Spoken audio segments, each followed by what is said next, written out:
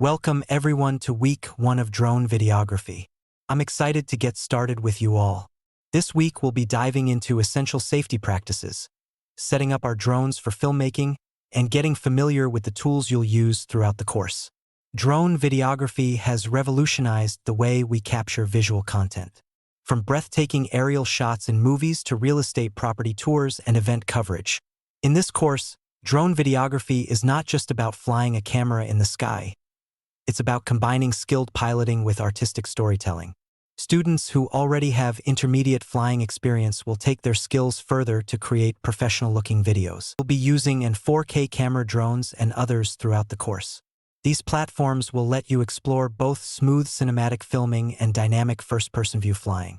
By the end of the program, you will have practiced advanced maneuvers, learned to plan and shoot various video projects, and understand how to edit aerial footage into compelling videos.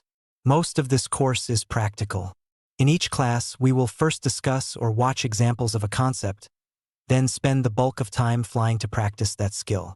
For example, you might watch a short highlight reel of great drone shots, then head outside or to the gym to practice those moves yourself.